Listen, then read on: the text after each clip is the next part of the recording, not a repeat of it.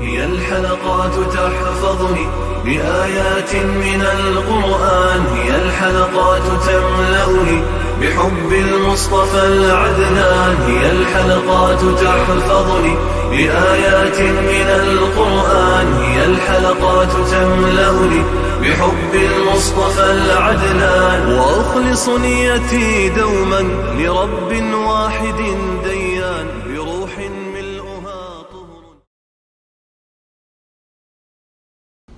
Sure Meryem tefsiri 27. ayetten başlayıp okuyumuz inşallah. Bismillah, elhamdülillah, ve salatu ve selamu ala Resulillah ve ala alihi ve sahbihi ecma'in. Esselamu aleyküm ve rahmetullahi ve berekatuhu. Tövende dehtanlağa İbn Kesir rahimahullah'ın Kur'an-ı Kerim tefsiri Uygurca tercümesi Meryem suresi 27. ayetten başlayıp okuyumuz inşallah. Ba'de euzu billahi mineşşeytanirracim. Meryem bu vaqtni, yani İsa aleyhisselamni götürüp kavminin aldığı geldi. Ula aytdi: Ey Meryem, sen hakikaten galiti iş kıldın. Ey Harun'un hemşerisi, senin atan yaman adem emes idi. Anan mı yoldan çıkan hudun emes idi. Meryem bu vaqtni kösetti. Ula, bu iştiki bu vaqt qandaq sözleyimiz dedi. Bu vaqt aytdi: Men hakikaten Allah'ın bendisimen. Bana kitabını berdi, yani İncil'ni berdi ve meni peygamber kıldı, yani kıldı. Qayerdi bolay meni bereketlik kıldı. Hayatlı boladiken men bana namazını, zakatını ada kılışını tavsiye kıldı. Meni anamga köyümçan kıldı. Meni mutekebbir şaqi qilmadi. Men tug'ilgan kunimda, vafot bo'lgan kunimda, terilib qabrimdan turg'izilgan kunimda Alloh taolo tarafidan bo'lgan omonlikqa erishiman. Meryem İsa aleyhisselamni götürüp kişilerinin oldığı kelgende ularning uni ayıplaganligi ve İsa aleyhisselamning ularga reddiye berganligi. Mücahid, Qatada, Suddi ve başkalar mundaq dedi: Allah Teala bu ayette Meryem'nin hiç bir kişiye söz qilmay jim turishga buyurilgan vaqtdagi ahvolidan xabar berdi. Allah Teala onun ishiga o'zining kifoya qildiganligini dedi. U Allah Teala'nın buyrug'iga ve o'rinlashtirishiga bo'ysundi. U balasını götürüp kişilerinin qishig'i keldi. Ular onun balı götürüp kelganligini görüp, onun qilmishini, yani ersiz turup tuqqanligini qattiq ayıplab, Ey Meryem, sen hakikaten galit iş qilding, dedi. İbn Ebu Hatem Nevf Bukali'nin mundaq deganligini rivayet qildi. Kişiler Meryemni izlab chiqdi. U peygamber ve şereflik aileden idi. Ula onundan hiç qandaq bir narsani sezmigan idi. Ondan ula kala baqadigan bir padişaga uchrab onundan mundaq sifatlik bir qizni ko'rdingmi deb so'radi. U yo'q, lekin men kechidan boshlab kalamdan burun faqat ko'rib boqmagan bir ishni ko'rdim deb javob berdi. Ula nimani ko'rding deb so'radi. U men kechidan boshlab kalamning mushu jilg'a tarafga qarab sajda qilayotganligini ko'rdim dedi.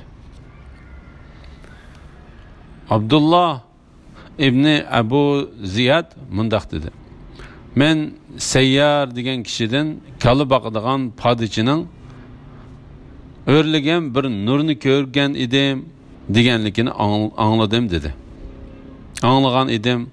Ondan ular kala sajda qilgan yoki nur o'rlagan tarafga qarab mangdi. Yo'lda Meryem ularga uchirdi. U ularni ko'rib balasini quchog'ida tutib o'ltirdi. Ondan ular uning qishig'iga kelib, onun etrafında turuşup mundaq dedi: Ey Meryem, sen hakikaten galeti iş kıldın. Ey Harun'un hemşirisi, yani ibadet kılışta Harun'a okşup ketkiçi Meryem, senin atan yaman adam emas idi, anan mı yoldan çıkan hudun emas idi. Yani sen takvadarlık, ibadet ve zahitlik bilen tonulgan aileden tutsan, bu iş kandak bulup senden sadır buldu. Ey Harun'un hemşirisi, Ali İbn Ebu Talha ve Suddi mındak dedi. Bu Harun, Musa aleyhisselamның qarindişi Harun aleyhisselamdır. Meryem onun neslinden idi. Harun, Musa aleyhisselamның qarindişi Harun aleyhisselam emas, belki ularning ichidagi taqvodor bir kishining ismi. Meryem ibadet qilish ve taqvodorlikda uning o'xshib ketdi. Şuna Meryem o kişiye nisbat berilib, ey Harun'un hemşirisi deb chaqirilatdi degan ko'z qarashlarmi bor. Meryem bu vaqtni ko'rsatdi. Ular beshikdagi bu vaqt qandoq so'zlaymiz dedi. Ya'ni ular uning ishidan shaklanib, uningga bo'hton chaplamoqchi bo'lib, yuqorqidek so'zlarni deganda, dal shu kun uning hech kimga so'z qilmaslikka va'da bergan kuni bo'lg'achqa, u gap qilishni Isoga o'tinib, ularni uningga gap qilishga ishorat qildi. Ondan ular Meryem bizni masxara qilib o'ynayotdi deb gumon qilib mundaq dedi. Beshikdagi buvoqqa qandoq so'zlaymiz? Meryem buvoqni ko'rsatdi. Maymun ibn Hamron mundaq dedi. Ya'ni Meryem ularga onunla gap qilinglar deb ishorat qildi. Ular bu aqlliqligidan bizni beshikdagi buvoq balaga so'zlashga buyurdi dedi. Suddi mundaq dedi. U ularga gap qilishga ishorat qilganda, ular ochiqlanib, uning bizni mazoq qilib, bu buvoqqa gap qilishga buyurganligi bizga uning fahisha qilganligidanmi ig'ir tuyuldi. Beshikdagi bu buvoq qandoq so'zlay oladi dedi. Buvoq aytdi. Men haqiqatan Allohning bandasiman. Ya'ni Isoning birinchi bo'lib so'zlagan so'zi Rabbini hamma ayib nuqsondan va uning balasi bor bo'lishdan pok deb bilish va o'zining Rabbining bandasi ekanligini isbotlashdan iborat bo'ldi. Menga kitobni berdi, ya'ni İncilni berdi ve meni payg'ambar qildi, ya'ni qildi. Ya'ni u anasini ularning bo'htonidan oqladi.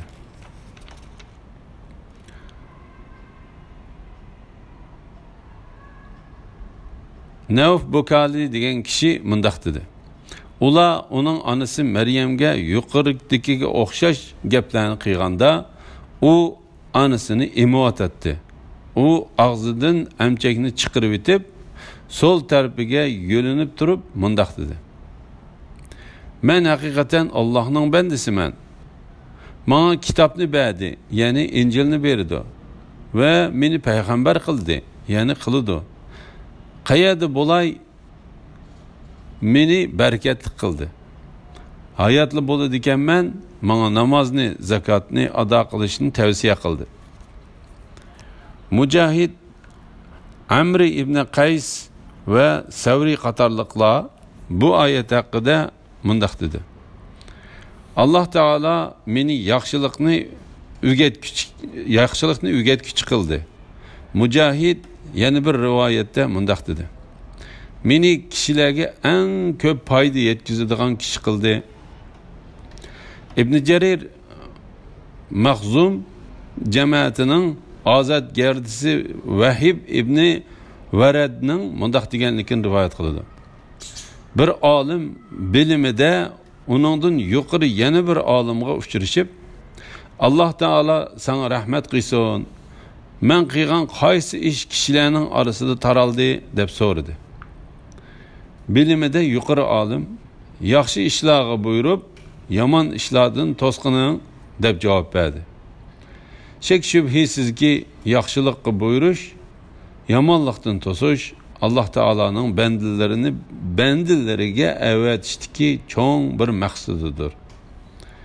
Fiqh alimləri İsa aleyhisselamның bərkiti nimo degan savolga onun bərkitini İsa aleyhisselamның qayerda bo'lsin yaxshilikqa buyurib yomonlikdan to'sqanligidir deb berilgan javobning to'g'riliqida birlik keldi.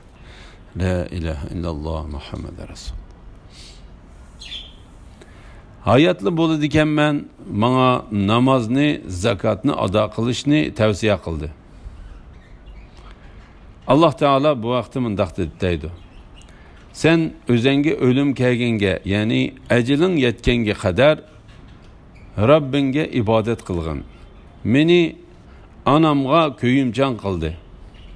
Bu söz Allah Teala'ga ibadet kılışının keynidilla keltirildi. Çünkü Allah Teala köp Allah'da özüge ibadet kılışka buyurgan sözü bilen ata anaga boysunuş doğrusudaki tavsiyeni bir yerde keltirdi. Allah Teala bu vaqtda mundaq deydi. Rabbim faqat onun özügela ibadet qilishinglarni ve ata ananglarga yaxshilik qilishinglarni tavsiya qildi. Öz vaqtida Luqman Hakim o'g'liga nasihat qilib: "Ey o'g'ilchiqim, Allohga shirik keltirmagin. Shirik keltirish haqiqatan zo'r gunohdir" dedi. İnsonni ata onasiga yaxshilik qilishga buyurdik. Men tug'ilgan kunimda, vafot bo'lgan kunimda, terilib qabrdan turg'izilgan kunimda Allah Teala tarafidan bo'lgan amonlikqa erishiman. Yani bu onun özünün Allah Teala'nın bendisi ekanligini, yani başqalarga o'xshash terildiganligi, o'lidiganligi ve qabrdan turg'izilganligini isbotlaganligidir.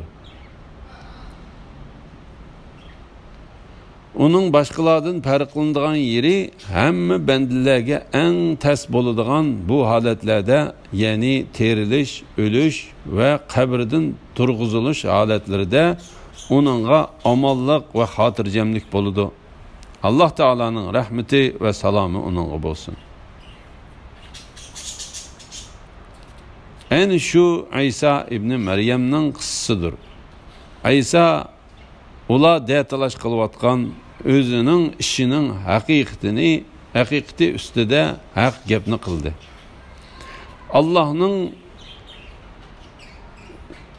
Allah'ın şaniga balası bo'lish loyiq emas. Allah balıdan şerikdan pakdir. Allah birer ishni qilishni iroda qilsa, onunğa vujudga kel deydi de, o vujudga keladi. Allah haqiqatan mening Rabbimdir. Sizlarning mu Rabbinglardir. Şunun için onunğa ibadet qilinglar. Bu to'g'ri yo'ldir. İsa'nın işi to'g'risida ular, yani ahli kitap orasidagi firqalar ixtilof qilishdi. Büyük gün, yani kıyamet günü kelgan chaqda kafirlarga voy. İsa aleyhisselamның Allah Teala'nın bendisi ekanligi. Allah Teala Peygamberi Muhammed aleyhisselamga mundaq dedi. En şu İsa ibn Meryem'nin qissasidir. Allah Teala yuqorida İsa aleyhisselamni peygamber bo'ladigan bir bende qilib yaratganligini bayon qilgan bo'lsa, bu yerda özünün ulug' zat ekanligini, azg'unlikdagi kishilar gumon qilgan hamma kamchiliklardan pok ekanligini bayon qilib mundaq dedi. İsa ular detalash qilayotgan özünün işinin haqiqati ustida haq gapni qildi. Allah Teala bu vaqtda, yani bir ishni vujudga keldisa, vujudga keladiganligi to'g'risida mundaq dedi. Şübhəsiz ki Allah'ın nazarida İsa'nın misali u atsız yaratılganlıqdan Adem'nin, yani Adem aleyhisselamның misaliga o'xshaydi. Ademni Allah ata anasız tuproqdan yaratdı. Ondan onunğa vujudga keldi de vujudga keldi. İsa'nın işi Adem'nin işidan ajablanarlik emas. İsa haqqidagi bu söz Allah tarafidan nazil bo'lgan haqiqatdir. sen shak qilg'uvchilardan bo'lmagan. Aysoning Alloh taoloni bir deb tonish aqidasiga buyurganligi, kishilarning uningdan keyin ixtilof qilishib qolganligi. Allah haqiqatan mening Rabbimdir. Sizlarningmi Rabbinglardir. Shuning uchun onunğa ibadet qilinglar. Bu to'g'ri yo'ldir. Ya'ni Aysa beshikdagi chaqdila o'zining odamlariga Alloh taolaning sheksiz uning va ularning Rabbi ekanligi to'g'risida xabar berib, ularni Alloh taolaga ibodat qilishga buyurdi. Aysaning ishi to'g'risida ular, ya'ni ahli kitob orasidagi firqada ixtilof qilishdi. Ya'ni Aysaning Alloh taolaning bandisi va payg'ambari, uning Alloh taolaning Maryamga tashlagan vujudga kel degan so'zidan otsiz vujudga kelganligi va Alloh taolo tarafidan kelgan bir ruh ekanligi ochiq bo'lib qo'ygandan keyin ahli kitoblar Aysa haqida ixtilof qilishib qoldi. Ularning ichidan Yahudilardan bo'lgan ko'p sonli egallaguvchi bir guruh ularga Alloh taolaning la'natlari bo'lsin, Aysa haromdan bo'lgan degan qarashda bo'ldi. Uning beshikda turib kishilarga so'zlaganligi bo'lsa sehrdir dedi. Başka bir guruh sözlüğünü Aysa emas Allah Teala'dır dedi. Bir guruh belki o Allah Teala'nın oğludur dedi. Bir guruh o Allah Teala Aysa Meryem'den ibaret 3 kişiden terkip tapkan ilahının üçüncüsü dedi. Bir guruh belki o Allah Teala'nın bendisi ve onun elçisidir. O Allah Teala müminlerge evetken hak sözünü sözlüğüçüdür dedi. Amr İbni Meymun, İbni Cüreyc, Katade, nurgınlıgan selef ve halef alimlerden yukarıdaki sözler rivayet kılındı. Büyük gün, yani kıyamet günü kelgen çağda kafirlağı vay. Bu Allah Teala'ga böhtan çaplagan ve onun balısı ba deb guman kılgan kişiler için qattiq bir tehdittir. Lekin Allah Teala ularni azaplaşqa kudreti yetip durup ularni jazalaşını kıyamet günügice keçiktirdi. Allah Teala hakikaten özüge asilik kılgan kişilerini azaplaşqa aldırmaydı. İmam Bukhari ve Müslim Peygamber Aleyhisselam'ın bu vaqtda hakikaten Allah Teala zalimni azaplaşqa aldırmaydı. Allah Teala onu azaplaş için tutkan vaqtida o zalim Allah Teala'dan qutulalmaydı deb ondan Rabbin zalim yurtlar ahalisini halak kılsa en şunda qalaq qılıdı. Allah'ın azabı hakikaten tolumu qattiqdir degan ayetini o'qiganligini rivayet kıldı. İmam Bukhari ve Müslim'nin hadisida Peygamber Aleyhisselam'ın yani mundaq deganligi rivayet kılındı. Hiç kim anlagan aziyetlerge Allah Teala'dek sabr kılalmaydı. Allah Teala bendilerine rızık verip ve ulanın tenini sağlam kılıp turuvasımı ula İsa Allah Teala'nın oğlu deb Allah Teala'ga bala nispet berdi. Allah Teala zalimlarni azaplaşqa aldırmaydiganlık toğrısida mındaq dedi. Nurgun şehir ahalileri zalim turuqluq, ulağı men möhlet berdim. Ula bu möhletke mağrur bolup ketdi. Ondan yani ulağa uzak müddet möhlet bergenimden keyin ularni jazaladım. Ahir qaytadigan joy mening dergahimdir. Yani ahir hemmesi manga kelidi. Zalimlarning qilmishlaridan Allah'ni bexabar deb o'ylamagan. Allah ularni jazalashni şu günün dehşetinden közle çekçiyip kalıdığan güngice yani kıyamet günügice keçiktirdi. Hadiste Peygamber Aleyhisselam'ın mundaq deganlik rivayet kılındı. Kimiki şirki yo'q Alloh taolodan boshqa ibodatga loyiq bir ilohning yo'qligiga, kimiki shirki yo'q Alloh taolodan boshqa ibodatga loyiq bir ilohning yo'qligiga, Muhammad alayhissalomning Alloh taoloning bandisi va payg'ambari ekanligiga, İsa alayhissalomning Alloh taoloning payg'ambari va uning Hazreti Meryem'ge taşlagan vücut kel degan sözü arqılıq vücut kelgan bir bandisi ekanligiga, onun Alloh taolo tarafidan bo'lgan bir ruh ekanligiga, cennet ve do'zaxning shaksiz haq ekanligiga guvohlik bersa, Alloh taolo uni qilgan amal ibodatiga qarab jannatga kirgizadi. Bu hadisni İmam Buxoriy ve Muslim rivoyat qilgan.